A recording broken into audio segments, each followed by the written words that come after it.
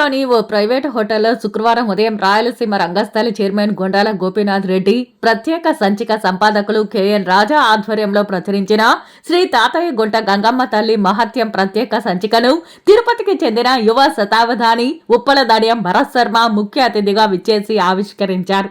ఈ సందర్భంగా భరత్ శర్మ మాట్లాడుతూ తిరుపతి శ్రీ తాతయ్యగుంట గంగమ్మ తల్లి మహత్యంను దశదిశలా వ్యాపింపజేస్తూ ప్రత్యేక సంచిక తీసుకురావడం అభినందనించదగ్గ విషయమని అన్నారు. సంస్కృతి సాంప్రదాయాలు కళలను కాపాడుతూ ప్రోత్సహించడంలో రాయలసీమ రంగస్థలి విశేష కృషి చేస్తోందని కొనియాడారు. ఈ సందర్భంగా శతావధాని ఉప్పలదడియం భరత్ శర్మను కళాకారులు కస్మా పద్మనాభంలను పూలమాలలు వేసి శాలువలు కప్పి సత్కరించారు. ఈ కార్యక్రమంలో రాయలసీమ రంగస్థలి చైర్మన్ గోపీనాథ్ రెడ్డి, కార్యదర్శి కెఎన్ రాజా, కొత్తపల్లి మునిరత్నం, శంకరయ్య, అక్కిపల్లి మునికృష్ణ యాదవ్, కొట్టే సుబ్రహ్మణ్యం రెడ్డి, పొన్నాల జేజిరెడ్డి, ఆమూరి సుబ్రహ్మణ్యం, తొండమనాటి సుబ్రహ్మణ్యం రెడ్డి తదితరులు పాల్గొన్నారు. ఇటువంటి కార్యక్రమాల చేత పుచ్చుకోవడము, ఒక గ్రంథావిష్కరణ 10 మందికి తెలిసేటట్టు వేషధారణలు ఇవన్నీ చేయడం అనేది చాలా ముఖ్యమైనటువంటి విషయాలు. అందులో ఈరోజు ఇక్కడ సన్మాన గ్రహీతలైనటువంటి మన శాస్త్రి సావధాన గారు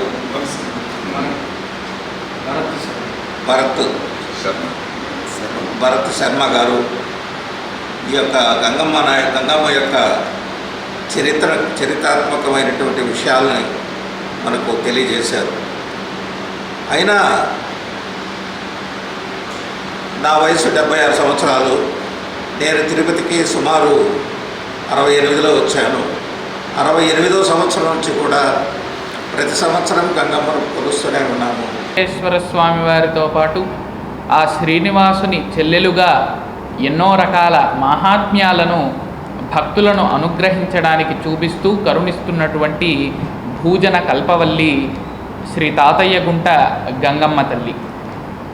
ఆ గంగమ్మ తల్లి ఎవరినైతే కరుణిస్తుందో వారు జీవితంలో ఎటువంటి కష్ట నష్టాలకు లోను కాకుండా అష్టైశ్వర్యాలతోనూ విరాజిల్లుతారు.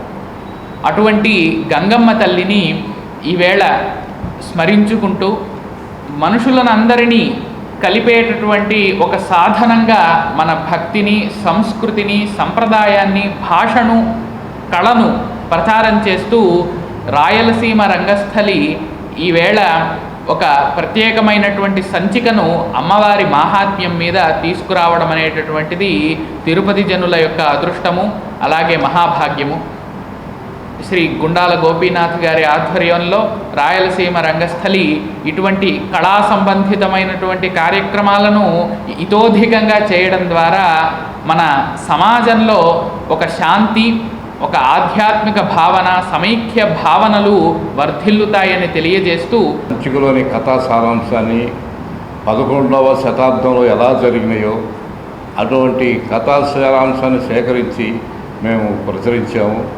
ఆ రోజుల్లో ఈ పాలేగాండ్లు, దళవాయిలు, సంప్రతులు, స్థానాపతులు, మండలాధీశులు ఎలాంటి అక్రమాలు అన్యాయాలు చేసేవాడో వాటన్నిటి కూడా అతిక్రమించినటువంటి ఈ వాళ్ళని ఆ గంగమ్మ తల్లి ఏ విధంగా శిక్షించిందో ఆ కథా సారాంశాన్ని తిరుపతి ప్రజలకు వివరించేదానికి ఒక ప్రత్యేక సంచిక మేము ఈరోజు ప్రచురించాము. దాన్ని చిరంజీవి భరత్ శర్మ గారు శతావధాని మా యొక్క కోరిక మేర ఇచ్చేసి దీన్ని ఆవిష్కరించినందుకు వారికి మా యొక్క అభినందనలు తెలియజేస్తూ జరగాలని ఆశిస్తూ, అదేవిధంగా వారు చేసేటువంటి సాంస్కృతిక కార్యక్రమాలు కానీ, తర్వాత ఈ గంగమ్మ జాతరలో 7 రోజులు చేసేటువంటి పుణ్యకార్యాలు అంటే తిరుపతి కళాకారులంతా కూడా ఒక జత చేర్చి వారికి తగినట్టు వేష రూపధారణతో గంగమ్మ దగ్గర తీసుకుపోయి, అంతేకాకుండా వారు ఈ భక్తులందరికీ ప్రసాద వితరణ చేసి ఎంతో గొప్పగా చేస్తున్నారు. కాబట్టి అటువంటి వారు ఎప్పుడు ఆరోగ్య సకలేశ్వర శ్రీ వెంకటేశ్వర స్వామి కాపాడాలని కోరుకుంటున్నారు.